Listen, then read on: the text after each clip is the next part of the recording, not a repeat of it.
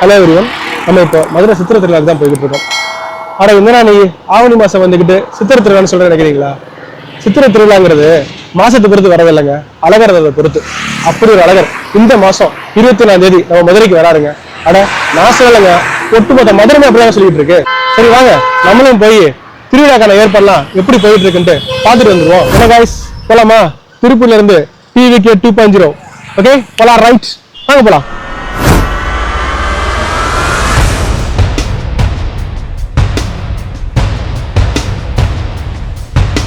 Okay viewers, ஒரு வழியா Tiruppur to TVK 2.0 மாநாடு திருவிழாக்கு வந்துட்டோம். வேலைகள் வந்து ரொம்ப ஸ்பீடாக நடந்துட்டு இருக்கு. பிகாஸ் பார்த்தீங்கன்னா இன்னும் 2 நாள் தான் இருக்குது. அதுக்குள்ள அந்த மிச்சமீதி வேலைகள் எல்லாத்தையும் முடிச்சு வச்சு தளபதி அவர்கள் என்ட்ரியை வந்து மாசா கொடுக்கணும்னு மதுரை மக்கள் ஒட்டுமொத்தமாக காத்துட்டு இருக்காங்க. TVK ஃபேமிலியை பொறுத்த வரைக்கும் ஒரு மாநாடு அப்படின்னா இப்படித்தான் நடத்தணும் அப்படின்னு ஒரு புது அல்காரிதமே இவங்களால உருவாக்கப்பட்டிருக்கு. நீங்க நல்லா பாத்தீங்கன்னா இதுக்கு பேர் ஆண்ட கட்சியாகட்டும், எதிர்கட்சியாகட்டும், இதர பிற கட்சிகளாகட்டும், இவங்க எல்லாமே எத்தனையோ மாநாடுகள் தமிழகம் பார்த்திருக்கு.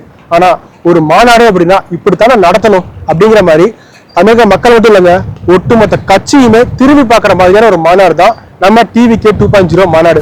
அந்த அளவுக்கு அடிப்படை வசதிகள்ல இருந்து பாதுகாப்புல இருந்து எல்லாத்துக்கும் ஒவ்வொன்று பார்த்து முக்கியத்துவம் கொடுத்து ரெடி பண்ணிட்டு இருக்காங்க. அதுதான் நம்ம TVK 2.0. இந்த மாநாட்டை பொறுத்த வரைக்கும் ஒட்டுமொத்த இந்தியாவில் இருக்க அத்தனை கட்சிகளும் அட மாநாடுனா இப்படி கூட நடத்தலாமா அப்படின்னு ரொம்பவே யோசிக்க வச்சிருக்குங்க.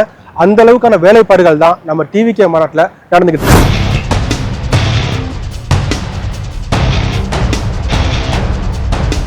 மாநாட்டுக்கு வரக்கூடிய மக்களுக்கு பாதுகாப்பு அப்படிங்கிற விஷயத்தை தாண்டி எந்த ஒரு வகையிலையும் அசௌகரியமா இருந்துடக்கூடாது அப்படிங்கிறதுக்காக இந்த மாநாடு மொத்தமுமேவும் பைப்லைன் சூப்பரா பண்ணி கொடுத்துருக்காங்க.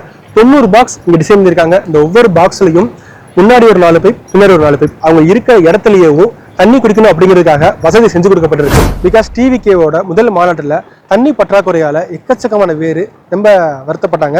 ஏன்னா மாநாடு நடக்கக்கூடிய டைமிங் பார்த்தீங்கன்னா 4 மணி, ஆனால் இவங்க வந்தது விடிய காலை 4 மணி. ஸோ ஒரு 11 மணி அப்படிங்கும் போதே தண்ணியெல்லாம் தீர்ந்து போச்சு. ஸோ அந்த மாதிரி நடந்ததெல்லாம் வச்சுட்டு ஒரு அனுபவமா எடுத்துக்கிட்டு இந்த மாநாட்டில் அந்த மாதிரி எதுவும் நடந்துடக்கூடாது அப்படிங்கிறதுக்காக கிட்டத்தட்ட இந்த மாநாடு ஃபுல்லாவேவும் அவங்க இருக்கிற இடத்துலயேவும் தண்ணி வசதி கொடுக்கப்பட்டிருக்கு. இது வந்து ஒரு பெரிய விஷயமா பார்க்கப்படுது.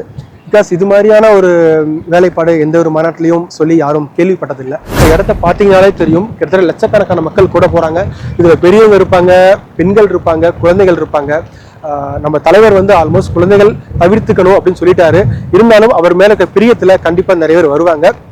ஸோ வயசானவங்களுக்கும் பெண்களுக்கும் குழந்தைகளுக்கும் ஏதாவது ஒரு எமர்ஜென்சி அப்படின்னா மெடிக்கல் அவசர தேவைக்கு கிட்டத்தட்ட ஒரு மெடிக்கல் கேம்பை இங்கே உருவாக்கி வச்சிருக்கிறாங்க. இது போக அவங்களுக்கு ஏதாவது இன்னும் கொஞ்சம் எமர்ஜென்சி அப்படின்னா ட்ரோன் மூலமா மெடிக்கல் சப்ளை பண்றதுக்கு, அதாவது ட்ரோன் மூலமா மருந்து சப்ளை பண்றதுக்கும் ஒரு ஸ்பெஷல் ஏற்பாட்டை நம்ம TVK ஃபேமிலி உருவாக்கி வச்சிருக்கு. இங்க எல்லாருக்கும் ஒரு கேள்வி இருக்கு, அதாவது விஜய் வந்து மக்களுக்கான தலைவராக இருப்பாரா அப்படின்ட்டு. அவர் சினிமா மூலமா சம்பாதிச்ச சொத்து பல கோடி, அது பல தலைமுறைக்கு போதுமானது தான். ஆனா அவரு தன்னை வளர்த்து விட்டு இந்த மக்களுக்கு தானும் ஏதாவது ஒன்று பண்ணணும், நான் எந்த அளவுக்கு உசரத்துல இருக்கிறேன் அப்படின்னோ அந்த அளவுக்கு உயரத்துக்கு இந்த மக்களை கைப்பிடிச்சு கூட்டிட்டு போகணும், தன்னால முடிஞ்ச உதவியை இந்த மக்களுக்கு செய்யணும் அப்படிங்கிற விஷயத்துக்காக தான் அவர் அரசியலை கையில் எடுத்திருக்கிறாரு. இங்க நிறைய பேர் அவரை பத்தி இதை வரைக்கும் குரல் கொடுக்கல, இப்ப மட்டும் புதுசா குரல் கொடுக்கிறாரு அப்படின்னு புதுசா பேசிட்டு இருக்காங்க. அவங்க எல்லாத்துக்கும் ஒண்ணு சொல்லிக்கிறேன், தமிழகத்துல இதுக்கு முன்னாடி நடந்த பிரச்சனைகள் எல்லாத்துலயும் விஜயோட குரல் கண்டிப்பா இருக்குங்க. தலைவர் விஜய் அவர்கள் மக்களுக்கான தலைவர் தான் அப்படிங்கிறது நிரூபிக்கிறதுக்கு எத்தனையோ சம்பவங்கள் இருக்குங்க. அவர் பார்க்க வர தொண்டர்களையும் மக்களையும் அவர் விரும்பாமல் பண்ற விதமே ரொம்ப மரியாதை குறை முறையில தாங்க இருக்கும். அப்படி வர்றவங்க தன்னோட தேவைகளையும் கஷ்டத்தையும் சொல்லி அழும்போது அவங்க கஷ்டத்துக்கான சட்ட ரீதியான வழிமுறைகள் என்ன அப்படிங்கறத சொல்றதாகட்டும், நம்ம வீட்டு குழந்தைகள் நல்லா படிச்சு பெரியார் ஆகும்போது அவங்கள கூப்பிட்டு தம் பக்கத்துல வச்சு பாராட்டுற விதமாகட்டும், அவங்கள மோட்டிவேஷன் பண்ற விதமாகட்டும், நான் ஆசைப்பட்ட படிப்பு படிக்க முடியல அப்படின்னு சோர்ந்து போயிருக்க குழந்தைகளுக்கு அது மட்டுமே உலகம் கிடையாது, அதை தாண்டி இன்னும் எவ்வளவு படிப்பு இருக்குன்னு வழிமுறைப்படுத்துறதாகட்டும், அதை சொல்லி ஆறுதல் படுத்துறதாகட்டும், இதுக்கு மேல என்னங்க வேணும்? அவர் மக்களுக்கான தலைவர் தான் அப்படிங்கிறத தெரிஞ்சுக்கிறதுக்கு. அரசியல் கட்சி தலைவர்கள் நிறைய பேர் பாத்தீங்கன்னா அவர் என்ன மக்களுக்காக பண்ணிட்டாரு, புதுசா அரசியல்ல குதிச்சுட்டாரு, இதெல்லாம் சும்மா சினிமாவுக்காக ஒரு ட்ரெண்ட் பண்றாரு அப்படின்னு சொல்றாங்க. எங்க சினிமால ஒரு உச்சபட்சம் இருக்கு பாத்தீங்களா, அதையே பார்த்த மனுஷன், அதுக்கு மேல அவருக்கு பாராட்டு பத்திரம் எல்லாம் தேவையே கிடையாது. ஓகேவா? அவர் என்ன செஞ்சாருன்னு கேக்குறாங்கல்ல, அவங்களுக்குலாம் அவர் என்ன செஞ்சாருன்னு சொன்னா கூட ஏத்துக்க மறுக்கிறாங்க. பணமே போட்டு காமிச்சாலும் இல்லப்பா இது சும்மா சினிமா ஸ்டண்ட்ப்பா. என்னங்க அவர் யாரு? அவருக்கு இனிமேதான் சினிமாவோட அறிமுகம் தேவையா என்ன? இந்த மாதிரி பொய் பிரச்சாரம் பண்ற எல்லாத்துக்கும் என்ன எடுத்து சொன்னாலும் அவங்க நம்ப போறது கிடையாது. இதுக்கெல்லாம் என்ன சொல்லலாம்? ஒண்ணு இவங்க பொய் சொல்றாங்கன்னு சொல்லலாம், இல்லைன்னா எங்க இதெல்லாம் மக்கள்கிட்ட போய் சேர்ந்துச்சு அப்படின்னா அவங்கள விட ஒரு பெரிய சக்தியா வந்துருவாரோ, மக்கள் நாயகனா வந்துருவாரோங்கிற பயம் அப்படின்னு சொல்லலாம். தலைவர் விஜய் அவர்கள் அரசியலுக்கு வந்துட்டா அப்படி என்ன மாற்றம் பண்ணிட போறாரு, அப்படி என்ன செஞ்சிருவாரு, இப்படிலாம் கேட்கறவங்களுக்காக சொல்றேன். அவர் இப்ப அதிகாரத்துல இல்லை, ஆட்சியில இல்லை, சரிங்களா? இப்பதான் அவர் ஒரு கட்சியோட தலைவர். ஆனா அவரை பார்க்க வர மக்களுக்கு பாத்தீங்களா, தன்னை பார்க்க வரவங்க எந்த விதத்திலையும் சோறு உடைஞ்சிடக்கூடாதுன்னு தண்ணி வசதி. இந்த பக்கம் பாருங்க, மெடிக்கல் கேம்ப். இங்க மட்டும் இல்ல, இந்த நெட்டு ஃபுல்லாவே மெடிக்கல் கேம்ப் தாங்க. தலைவர் விஜய் அவர்கள்கிட்ட தமிழ்நாட்டோட ஆட்சி அதிகாரத்தை ஒப்படைச்சோம் அப்படின்னம்னா இங்க என்ன மாதிரியான மாற்றம் பெருசா வந்துட போகுது அப்படின்னு நினைக்கிறீங்களா? கண்டிப்பா நடக்கும். தமிழ்நாட்டோட எல்லை காவலர்கள் அப்படின்னு சொல்லக்கூடிய மீனவர்கள், தமிழ்நாட்டு மக்களுக்கு உணவு விளைவிக்கக்கூடிய விவசாயிகள், பள்ளி கல்லூரி மாணவ மாணவிகள், தமிழ்நாட்டோட வளர்ச்சிக்கு தமிழ்நாட்டை அடுத்த கட்டத்துக்கு கொண்டு போற வேலை வாய்ப்புள்ள இளைஞர்கள், தமிழ்நாட்டு மக்களை நோய் நொடியிலிருந்து காப்பாற்றுற மருத்துவர்கள், தமிழ்நாட்டு மக்களுக்கு தேவையான அனைத்து விஷயங்களையும் செஞ்சு கொடுக்கக்கூடிய அரசு அதிகாரிகள், இவங்க எல்லாத்தோட நிலைமையும் அணுகுமுறையும் கண்டிப்பா மாறும். இவங்க எல்லாத்துக்கும் தேவையான அடிப்படை கட்டமைப்பு இருக்கு இல்லையா, அதை டோட்டலா மாற்றி கொடுக்கணும், மாற்றி அமைக்கணும். எல்லாத்துக்கும் எல்லாம் கிடைக்கணும் அப்படின்னா என்ன மாதிரியான செயல்பாடு நம்ம செய்யணும் அப்படிங்கிறதுல தலைவர் விஜய் அவர்கள் ரொம்ப உறுதியா இருக்காரு. இதையே சொல்றேன் அப்படின்னா அவரோட திட்டங்கள்ல ஒண்ணு, அதாவது கொள்கைகள் ஒண்ணு, மக்களோடு சேர்ந்து திட்டமிடு. அவரோட கொள்கைகளை இது எனக்கு ரொம்ப பிடிச்ச கொள்கை.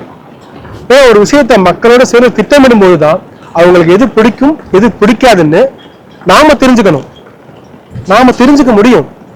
நாம நினைக்கிறதெல்லாம் மக்கள் ஏத்துக்குவாங்க அப்படின்னு என்னைக்குமே ஒரு அரசு அதிகாரியும் ஒரு அரசும் நினைக்கவே கூடாது. இந்த விஷயத்துல தலைவர் விஜய் அவர்கள் டோட்டலா தமிழக மக்களுக்கு என்ன தேவையோ அதுபடிதான் திட்டமிடுவாரு, அதுபடிதான் அவர் ஆட்சியும் செயல்படும். 2026 இந்த தேர்தலில் விஜய் ஆட்சிக்கு வந்துருவாரா இல்ல வரமாட்டாரா, இல்ல புதுசா தான் கட்சி ஆரம்பிச்சிருக்காரு, அவருக்கு அனுபவம் தேவை, உடனெல்லாம் வந்துட முடியாது அவ்வளவு சுலபமா அப்படின்லாம் நிறைய பேர் பேசிட்டு இருக்காங்க. இந்த கால்குலேஷன் இருக்கு இல்லையா, இது எப்படி பண்றாங்கன்னா இது நாள் வரைக்கும் பார்த்து பழகி சலிச்சு போன அந்த அரசியலை பத்தி அந்த அரசியலை வச்சு கம்பேர் பண்ணி கால்குலேஷன் போட்டு இவர்னாலாம் ஒரேடியா வந்துட முடியாதுன்னு சொல்றாங்க. ஆனா நான் சொல்றேன், தலைவர் விஜய் அவர்களோட அரசியல் வேற மாதிரி. 2026 தேர்தலுக்கு அப்புறம் இந்த அரசியல் களமும் சரி, அரசியல் நிலைப்பாடும் சரி, ரொம்பவே வித்தியாசமா மாற்றி அமைக்கப்படும். நான் இதே ஸ்ட்ராங்கா சொல்றேன் அப்படின்னா, இன்னைக்கு இருக்க இளைஞர்கள் அரசியல்னா என்ன, அதிகாரம்னா என்ன, தேசம்னா என்ன அப்படின்னு ரொம்ப சூப்பரா பிரிச்சு பார்க்க கத்துக்கிட்டாங்க.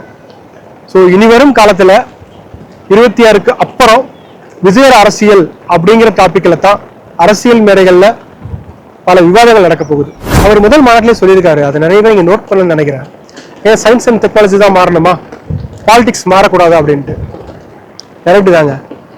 அவரோட அரசியல் எளிய மக்களுக்கான அரசியலா இருக்கும். நிறைய பேர் சொல்றாங்க அவர் பிரஸ் மீட் பண்ண மாட்டேங்கிறாரு, பேச மாட்டேங்கிறாருன்னு. கண்டிப்பா தான் அவரோட அரசியல்ல பேச்சு கம்மியா இருக்கும், செயல்பாடு அதிகமா இருக்கும். டிவிகே 2.0 இது ஒரு மக்களுக்கான மாநாடு அப்படிதான் நான் பாக்குறேன். இதுல எனக்கு பிடிச்ச ஒரு விஷயம் என்ன அப்படின்னா, இந்த பைப்லைன் விஷயம் தாங்க. தன்னை பார்க்க வர மக்களுக்கு தாகம் ஏற்பட்டா அதை கூட கொஞ்சம் கருத்துல வச்சு அவங்களுக்கு இந்த மாதிரி தேவைகளா செஞ்சு கொடுக்கணும் அப்படிங்கிற எண்ணம் இருக்கு பாத்தீங்களா. இந்த இடம் ஃபுல்லா அண்டர் கிரவுண்ட்ல பைப் பதிச்சு ஒவ்வொரு பிளாக்குக்கும் 8 பைப்பு. ஏன்னா வரவங்க காலையிலிருந்தே வந்துகிட்டு இருப்பாங்க, அவங்களுக்கு குடிக்கிறதுக்கு தண்ணீரா உள்ள வந்துட்டோம் அப்படின்னா வெளில போறது ரொம்ப ரொம்ப கஷ்டம். ஸோ அதை தெரிஞ்சு ஒவ்வொரு இதுக்கும் பைப்லைன் கொடுத்து வச்சிருக்காங்க.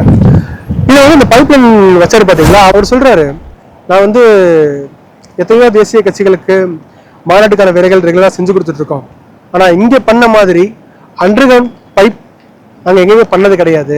இது எங்களுக்கே ஒரு புது அனுபவமா இருந்தது.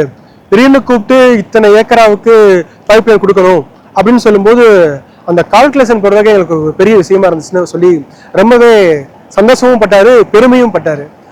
இந்த மாதிரி ஒரு சின்ன சின்ன விஷயங்களுக்கும் முக்கியத்துவம் கொடுத்து பொதுமக்களோட தேவைகளை பூர்த்தி செய்யறதுல டிவிகே ஒன் ஆஃப் த பெஸ்ட்னு நான் சொல்லுவேன். பார்த்துட்டு இருக்கீங்க, வேலைகள் ரொம்ப விறுவிறுப்பாக நடந்துட்டு இருக்கு. ஏன்னா 2 நாள் தான் இருக்குது, அதுக்குள்ள இன்னும் பேலன்ஸ் வேலைகள்லாம் முடிச்சாகணும். தலைவரை இந்த ஸ்டேஜில் மதுரை மக்கள் பார்க்கணும்னு ஆசைப்படுறாங்க. ஒட்டுமொத்த தமிழ்நாடும் இந்த ஸ்டேஜில் மட்டும் இல்லை, தலைமைச் செயலகத்தில் பார்க்கணும்னு ஆசைப்படுறாங்க. அதுக்கான ஒரு வேலைகள் தான் இந்த மாநாடு. இந்த மாநாடு ஒன்றும் தற்பெருமையோ இல்லை சினிமா சண்டை கிடையாதுங்க. இவங்க சொல்ற மாதிரி இல்லை. பிகாஸ் அதை தேடி அலையிற ஆளு தலைவர் விஜய் அவர்கள் கிடையாது. நாளை தமிழகம் ஒரு நல்ல முறையில் இருக்கணும், தமிழகத்து மக்கள் ஒரு நல்ல வளர்ச்சியை அடையணும், அதுக்கு தன்னால் என்ன உதவி செய்ய முடியுமோ அதை நோக்கி தான் அவர் போயிட்டு இருக்காரு. அதுக்கு அதிகாரம் வேணும் அப்படின்னோம்னா அந்த அதிகாரத்தை பிடிக்கிறதுல அவர் கில்லியா தான் இருப்பாரு. நம்ம எல்லாரும் சேர்ந்து அவருக்கு அந்த அதிகாரத்தை கொடுத்தோம் அப்படின்னோம்னா அவரோட சேர்ந்து நாமளும் நம்ம தமிழகமும் கண்டிப்பா உயரும். இதுல எந்த மாற்றமும் இல்லை.